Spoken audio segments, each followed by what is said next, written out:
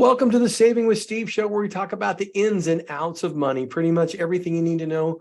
Oh, that was not good. Let me stop that again. Screwed up my own opening. Here we go, Cameron. Hello, welcome to the Saving with Steve show. One more time. Hello, welcome to the Saving with Steve show, where we talk about the ins and outs of money, pretty much everything in the sun relates to you having a happier, healthier relationship with money. I want to thank you for joining us today. I want to thank you, everybody, for joining us around the United States. We're over 600,000 listeners. We're expanding overseas. We have close to 100,000 listeners overseas. So thanks again for sharing us with your friends and family. Today, it's a very interesting topic. According to the Federal Reserve, American household debt has hit $16.9 trillion at the end of 2022. That's up almost $3 trillion from 2019. Being financially illiterate can lead to a number of pitfalls, such as being more likely to accumulate unsustainable debt burdens, either through poor financial, poor decision-making, lack of long-term preparation. This in turn can lead to poor credit, bankruptcy, house foreclosure, and other negative consequences. The big question here is, hey, we all heard of AI. Can it help? Well, we have Mitchell Morrison. He's the founder of Eyeballs Financial LLC, which is a fintech application. Now, Mitchell has more than 40 years worth of experience in the financial world. So he's an expert. He's worked for companies such as E.F Hutton, Travelers, Smith Barney, and he's been part of the Charitable Alliance Foundation. He's the current executive director and founder of the Financial Literacy Project. Morrison has appeared on numerous national television stations for his role with the World Trade Center Miracles Foundation and America's Ride. So, Mitchell, you got a great background. I want to welcome you to the show. Thanks for being here on Saving with Steve. I'm very happy to be here, Steve. Thanks for having me on. So let's just get started. You know what? Debt is a gigantic thing, whether it's student debt, whether it's just creating credit card debt. You know what? Could you just talk a little bit about the challenges faced by people with debt? And then let's start talking about, some of the consequences and what AI tools could actually do for helping getting people organized. Well, AI notwithstanding, I would say budgeting and staying on track are the real time-tested formulas for not only accumulating wealth, but being able to accumulate enough wealth to where you can live comfortably. You're not always paycheck to paycheck, and you're not always struggling. And if an emergency comes up and you can't afford to pay for that amount, that's where people get in real trouble. Yeah, I can see that. Now, we're beginning to see that more and more with the increases in inflation, cost of credit, and so on and so forth, especially with interest rates rising. So it's very, very important that people get organized with this. So let's start talking about how AI tools can help people get organized. Well, AI tools can be helpful, but one of the tools that they're talking about and relying on is financial advice. And let me address that right off the bat. AI can't predict the future. So if you can't predict the future, how do you know what's going to go up, what's going to go down, what kind of circumstances? I'll just give you an example. Let's say AI says a section that's very, let's say, what are the 5 best investments in the world? And 3 of the 5 come up as oil and gas companies. Well, all of a sudden, an earthquake hits Saudi Arabia or a comet or whatever and wipes out all their production. Well, you would think, oh, I should get out of those stocks. No, the answer is oil is going to go to $200 a barrel. But did AI know that that was coming? So not predicting the future, we've got to look at AI as where we're at and what it can do to help us with discipline. So yes, it can tell you where you're at. It can hopefully keep you on track. Of course, a financial advisor is really pretty much doing that. one of the things that we built into our platform, we have a full financial literacy platform. So in other words, if you are confused about what a 1031 exchange is or 1035, it's all on the Eyeballs phone app. And then, of course, you can talk to the app and get all your answers regarding your brokerage statement. So that's been very helpful because customer statements haven't really improved in 80 years. You get them either quarterly or monthly, or your financial advisor or your account gives you access to a screenshot. But sometimes people don't understand that. So we tried to make it very simple. We said, you talk to this phone, it will answer all your questions about your investments, and it'll do it automatically. So we thought that was a big help for most people. And I would like to add for the smaller investor, or what I call the regular family, you know, right now, a lot of the firms that have advisory advice, they won't even take you on with less than 500,000 under management. So you don't even get a live advisor, you get an assistant. And that's why we built the phone app, to answer all the questions for anyone, no matter how much money they had. So I just wanted to mention that. That's great. Now, okay, so one of my questions I have, and this is called the Eyeball app, but you know what? I know that you've also featured and tailored it to meet the needs of seniors. So could you help us understand how that's done? Well, one of the reasons why we called it Eyeballs was to make sure you could keep your eye on the financial ball. So actually, here you're not requiring your eyes. Here you're talking to it. So if you can listen, you can get all your answers. And when the answers come through, they also come through in a text. So for older people, they get both worlds. They get a text, and they get, if they have an eyesight problem, then they get a voice. And they can ask the same question over and over again, of course.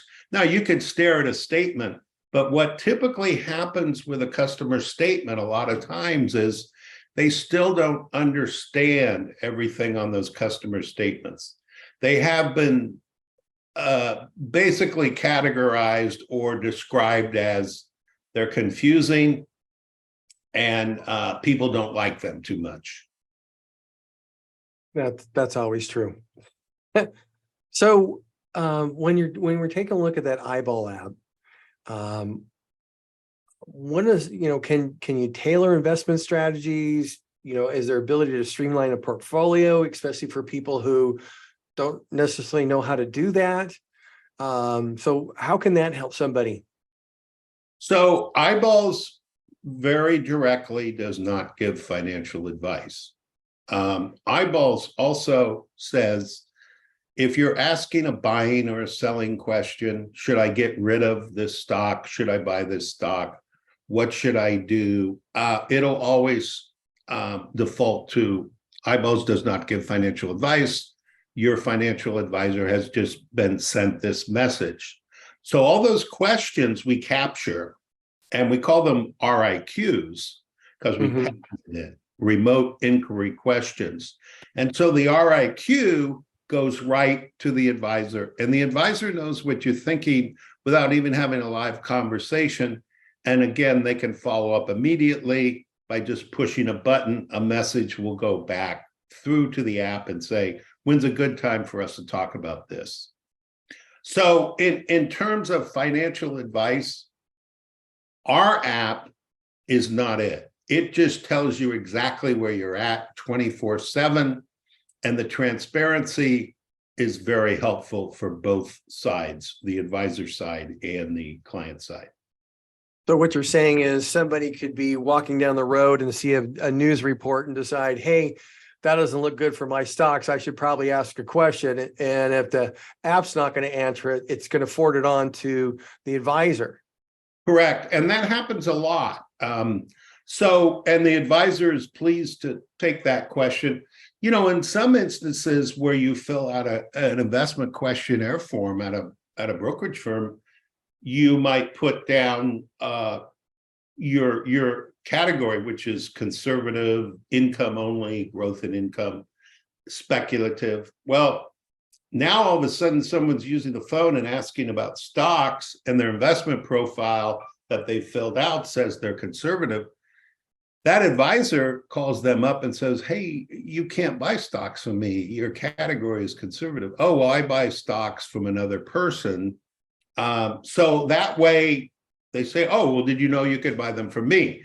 So, it brings everything back around. But, to your question about AI, I think that AI does not have the gut feeling component to it.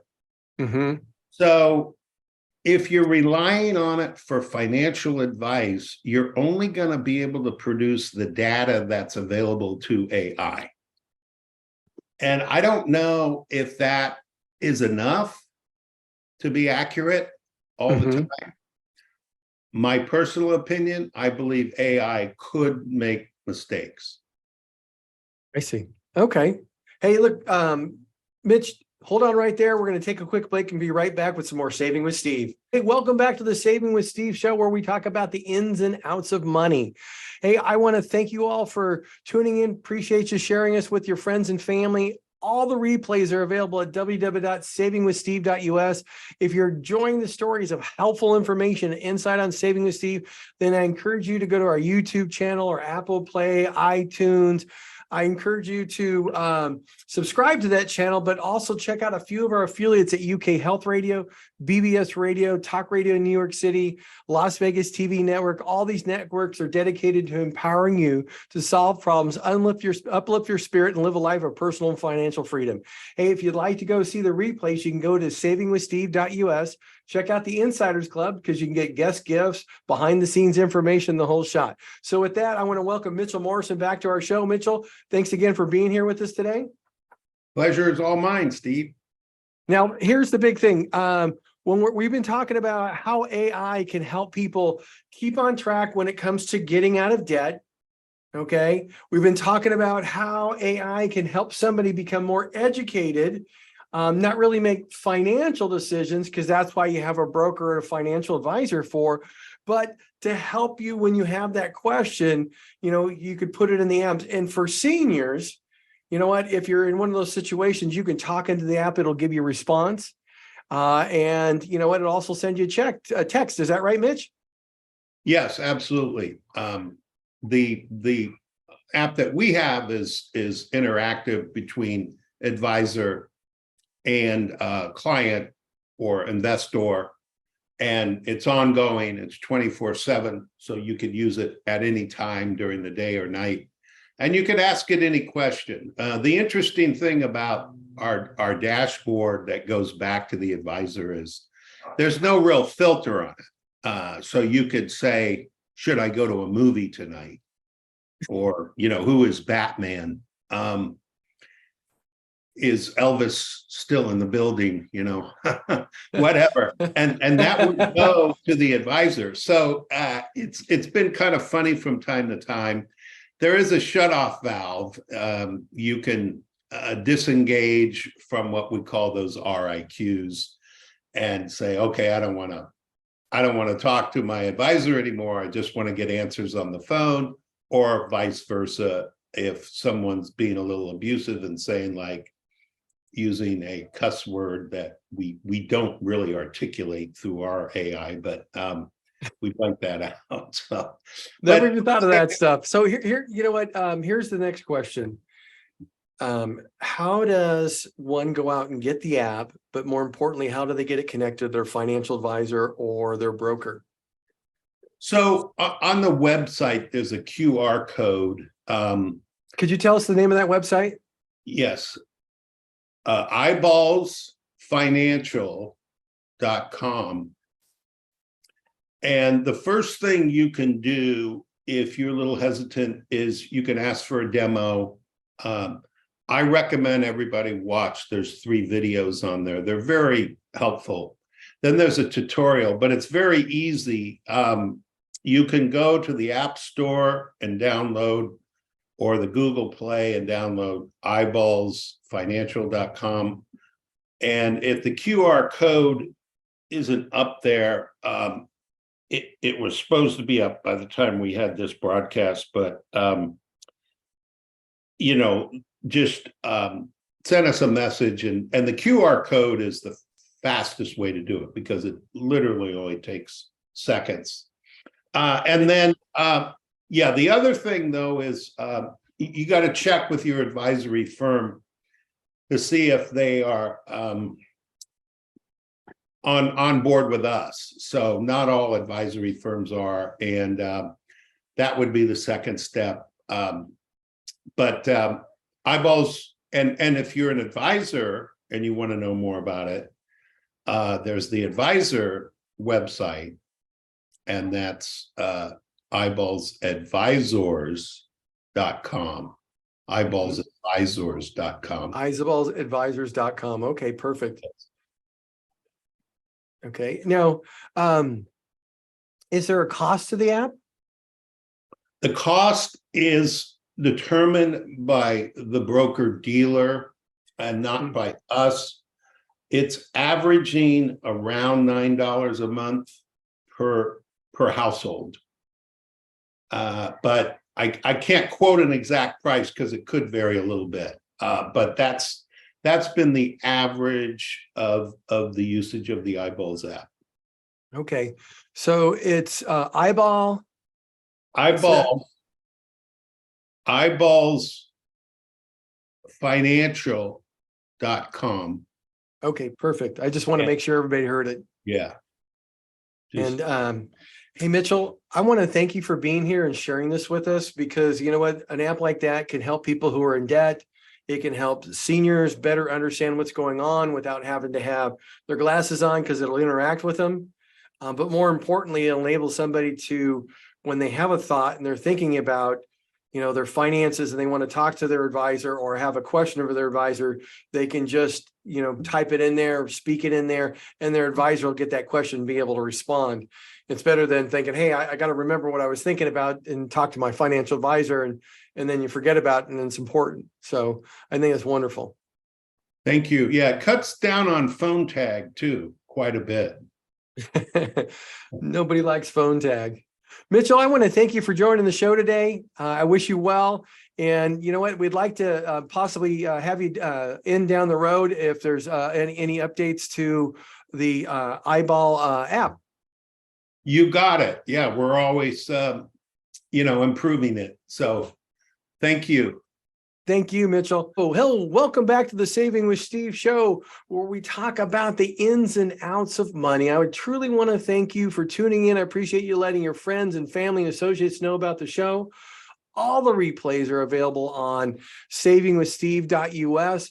If you're enjoying the stories of helpful information and insight on Saving with Steve, and I encourage you to subscribe to our YouTube channel, Spotify, Apple Play. You'll never miss a show. Check out a few of our affiliates at UK Health Radio, BBS Radio, Talk Radio, New York City, E360 TV. All these networks are dedicated to empowering you to solve problems, uplift your spirit, and live a life of personal financial freedom. Also, hey, follow us on Facebook. Join the Saving with Steve Sexton Insiders Club at savingwithsteve.yes. You can get all the replays, exclusive access to our shows, videos, guest gifts, the whole shot.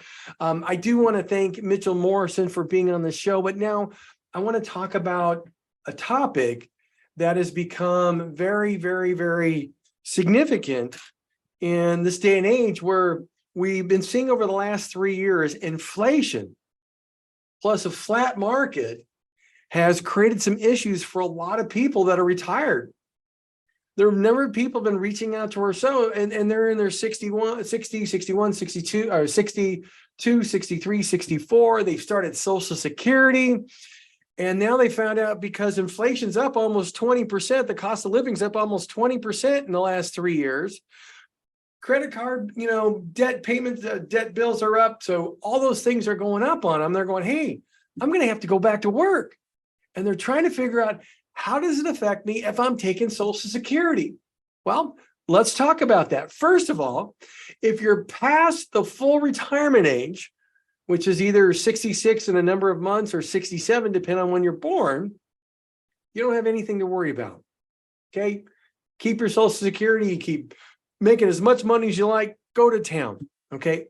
But if you're 62, 63, 64, 65, 66, and you're more than a year away from your full retirement age, you could have some issues.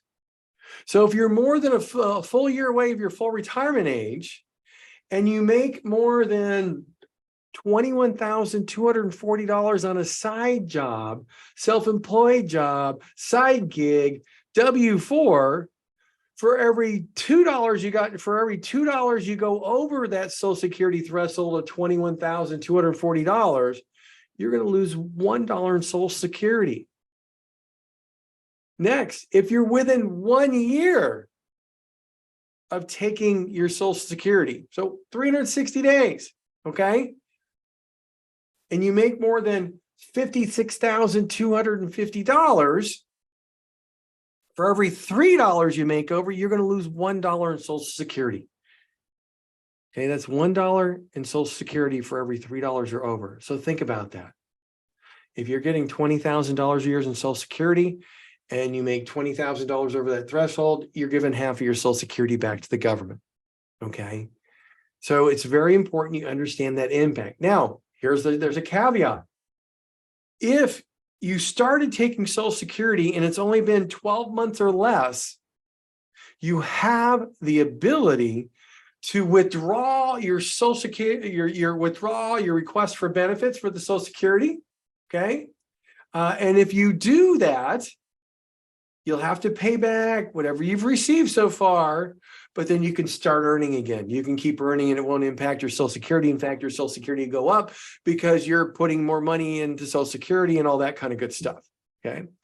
2, if you're at full retirement age or past full retirement age, but not at the age of 70 yet, you have the ability to suspend your Social Security benefits. You don't have to pay anything back, but you won't receive your Social Security benefits. The other thing, if your wife is receiving spousal benefits, she won't receive the spousal benefits. If your kids are receiving benefits based off yours, they're not going to receive the benefits if you suspend those benefits, but you'll get delayed retirement credits, which means for every month you delay those benefits, your Social Security will increase all the way up until the age of 70.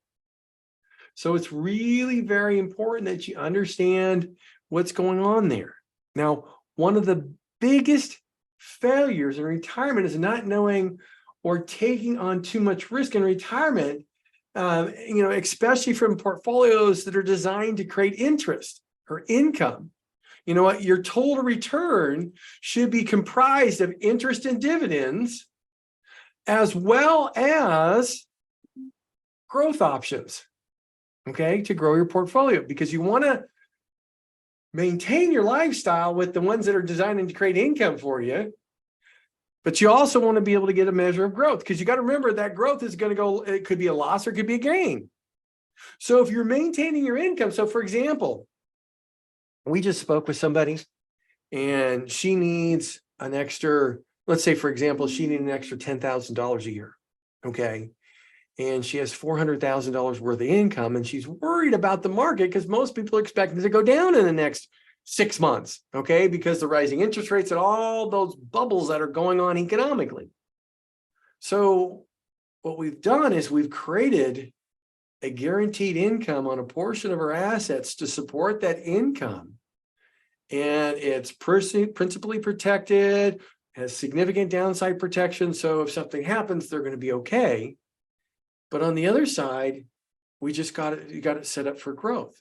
So a portion of it's set up to create lifestyle and a portion of it's set up to create growth. Now, sometimes that growth goes down a little bit, sometimes it goes up, but they're always going to have their lifestyle. Too many people nowadays only focus on that growth. Remember when I said total return equals income, which is interest and dividends plus growth, whether capital growth or loss? It's two components. The big issue is most of you are listening to me today. You know what? For the last 30 years, you've been totally focused on growth. And here's why. You had a job to support your lifestyle. So things could just grow. And when you put money in that 401k, if the market was down, you bought more. If the market was up, you bought less. Okay. And you focused on growth because that's what you should be. But when you get 5 years from retirement or get into retirement, you've now got to make that transition to make sure you don't put your income at risk, but it's still getting that growth component. So that way you could support your income and the growth component. More importantly, you can maintain your lifestyle and maintain the asset that you have. So think about that. If you were just invested in the S&P 500 between 2000 and 2022, you would and had $1 million and took out $40,000 a year, followed that 4% rule, you would only have about a third of it less. That's just a little over 20 years later. And that's because the sequence of returns, when you got $1 million that just lost 20%, now it's 800,000, but now you got to take $40,000 out of it. Now it's 760, and the market doesn't go anywhere the next year. So you're now at 720, and it goes anywhere the next year. And now you're at 680. Now the market goes up, but you have to earn a lot more, in some cases almost double what you lost to get back where you're even, especially even more if you're taking out income. So for example, think of this. Everybody on this call, the market's been basically gone sideways since November of 2021.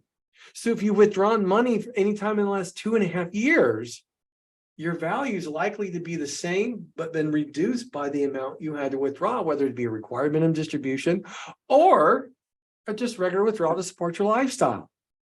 And I think it's very, very important you understand how Social Security fits in there, because you want to make sure you get the most out of your Social Security. There's been people we've talked about that made significant Social Security decisions that impacted their lifetime, over their lifetime, 20 years, $100,000, $200,000.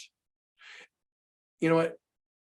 Just by understanding how to do spousal benefits, divorce benefits, widow benefits, just understanding how those work and how they impact you could be the difference of $20,000, $30,000, $40,000, $50,000, $100,000 over your lifetime. So you really want to pay attention to all that. Hey, folks, I want to thank you for joining us today. We had Mitchell Morrison talking about the Eyeballs app. You really want to check that out for your education, transparency, the whole shot. And then also if your firm you work with has that, so you can communicate better with your advisor. Secondly, if you're considering looking at Social Security and you're already taking Social Security and looking at going back to work, hey, think about that as well. I want to thank you for joining us today on Saving with Steve. Look forward to seeing you next week. Stay safe, stay healthy, and we'll see you then. Bye-bye.